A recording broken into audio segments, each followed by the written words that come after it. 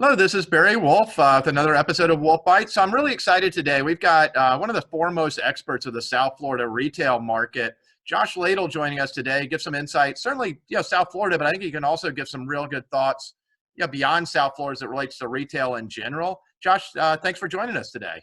Oh, thanks, Barry, for having me. It's a pleasure to be here. Absolutely. So, Josh, you put out some phenomenal data. And at the end, I want to be sure you give your website. You've got some great data specifically in the South Florida retail market, Broward and Palm Beach counties.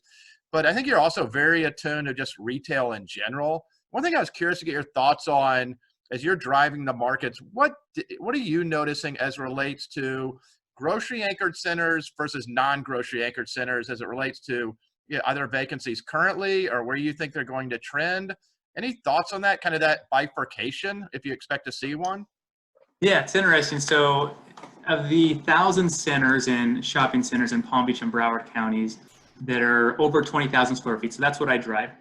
And I drive all the ones in Palm Beach County in Q2 and Q4. So I just finished in the first 2 weeks of April driving all 430 of them in Palm Beach County. And so this was right after there had been like the shutdown where everyone was supposed to stay home.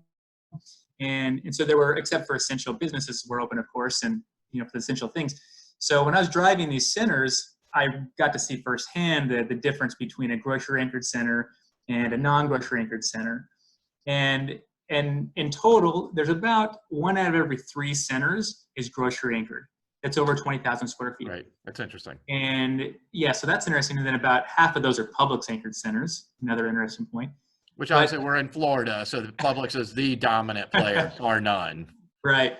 And so when I'm driving through these centers at that point, you're driving, you're seeing all the different spaces to see what's vacant, who's still there, who's not.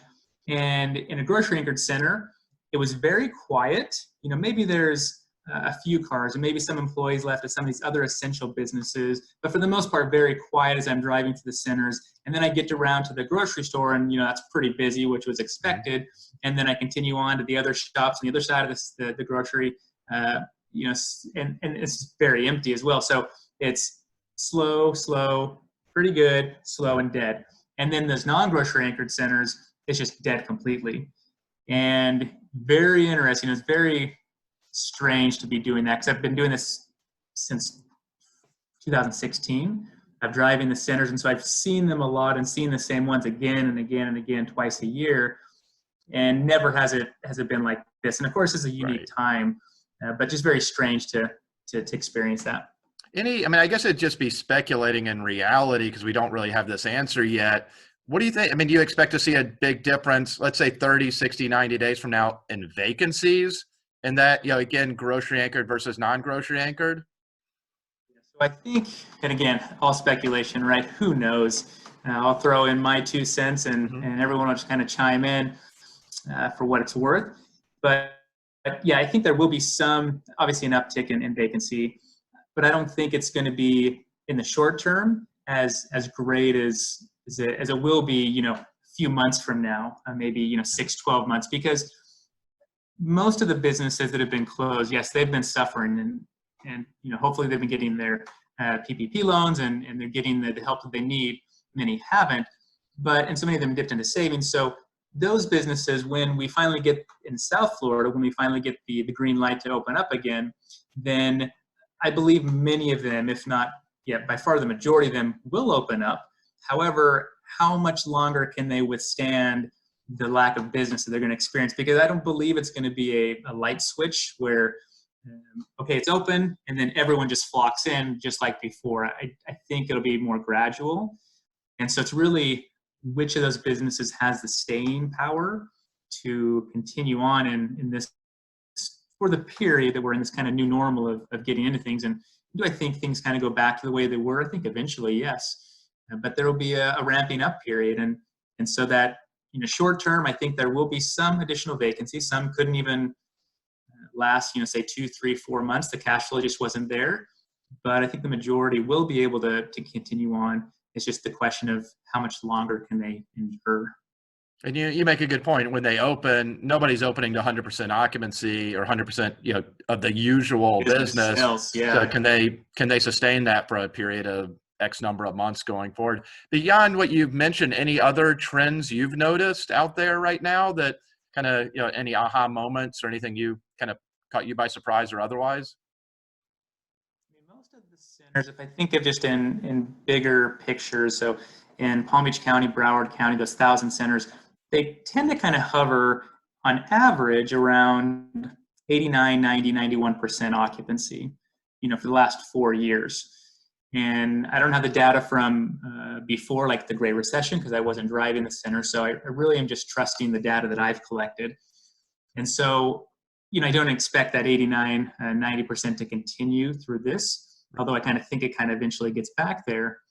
So I guess just some ideas is that, yeah, we've seen that that's kind of been 89, 90. That's where things have been. But I do think there will be a decrease. I think there will be a decrease in occupancy, and probably significant.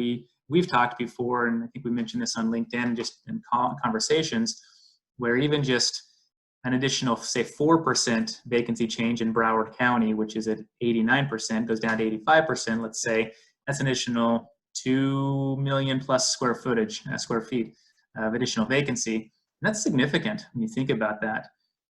So, yeah, still very early, not sure what's going to happen. And I don't really know. Yeah, no, fair enough. And you made a good point. I mean, it's very interesting. You hear that, just a stat you hear, well, if we go from 89 to 85% occupancy, but then when you quantify it by the GLA that is impacted, it sounds a whole it sounds like two totally different numbers. And an additional, if it's 2 million square feet, it's like an additional 200, centers. Depending on the size of the square footage, or 20, it depends on how big the center is. Or you think about all the 1,000-foot bays that equals and amounts, or how many big boxes that is. Just you've got all kinds of, let's say you got 2 J's, right? So you've got all these different announcements we're getting, and not that they just go away, but they're taking the bankruptcy approach to go ahead and restructure debt and to come out of this in a better position financially. So I don't think all of these businesses that are filing or will file for bankruptcy just go away.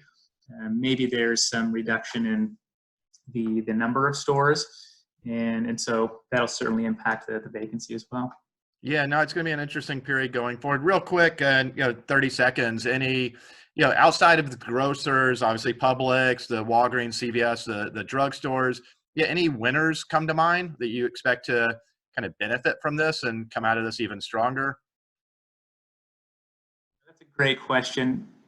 I remember a few years ago, and I'll answer this way. So a few years ago, when maybe even longer than that, but everyone seemed to be really concerned about, the credit of tenants. And that's certainly still something that people talk about, right? Especially in your world, triple net world, Right. What's the credit rating of, Carl's Jr. or CVS, or I'm just looking at your backdrop, all these different tenants. But we've all seen so many credit worthy at one point businesses that have gone under.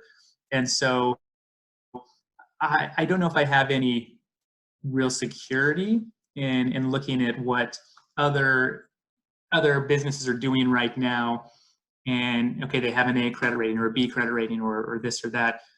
I don't know if I put too much weight in that, and so it's hard for me to pick any winners or losers.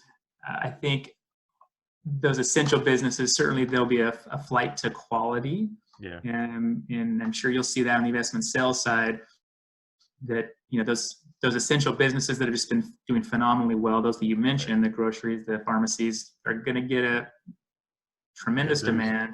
Yeah, and even the discount stores and otherwise. So, yeah. So, yeah, that's kind of what I think. Yeah. Well, so I appreciate you joining. Some great insights, particularly, I mean, you're as knowledgeable as I think anybody in the South Florida retail market. Josh, how can folks best reach you? Yeah, I think probably so LinkedIn, I'm on there if you would like to connect. I'm happy to do that. You could also go to 11thstreetresearch.com, and that's 11th research.com. So 11th Street, and happy to connect that way, and however we can work together. Love to do that. Sounds good. Thanks for your time, Josh. Appreciate it. Thanks a lot, Barry. Be well. You too. Take Take care. care.